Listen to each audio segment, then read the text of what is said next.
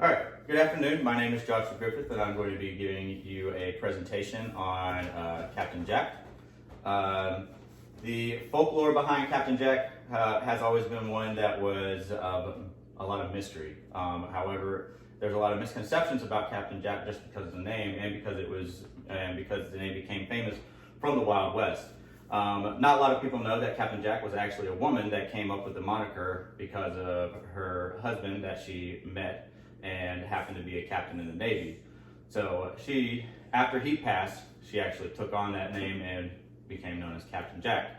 But she was also a famous pioneer and an entrepreneur in the West. According to evergreenheritagecs.com, Ellen Jack was born in Nottingham, England in 1842.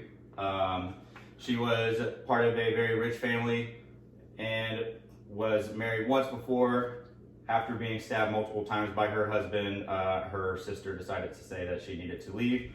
She ended up actually meeting her husband, the Captain Jack, who brought her to the United States.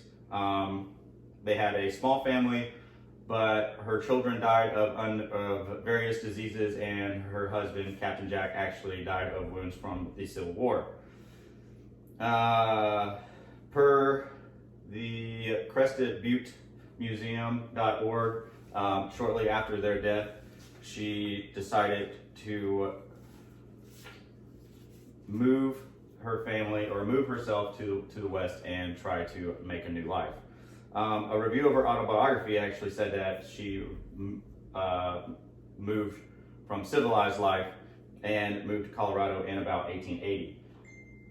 Coming up with the name Captain Jack, she was quite the adventurer and pioneer in her time in Colorado. She helped actually establish the Black Queen silver mines.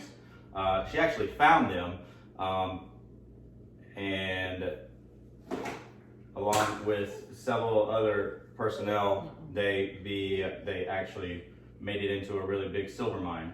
She ended up selling her share of the mines for about $25,000, and coincidentally, they actually completely sold the mines to another group for $3 million a year later. This is for another website.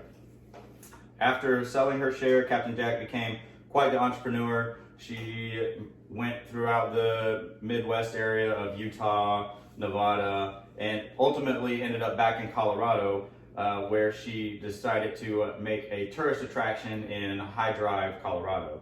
According to the Rocky Mountain Cultural Exchange, upon securing some tourist cabins and a curio shop, she created an eclectic tourist trap complete with rustic wood decor and such fanciful pets as snakes and macaws. She was actually very famous for her snakes and macaws. She didn't do so well. She actually ended up defaulting on a lot of different loans, ended up having to sell everything that she had tried to make, and she actually sold it to a rival pioneer woman that was actually trying to do the same thing with tourists.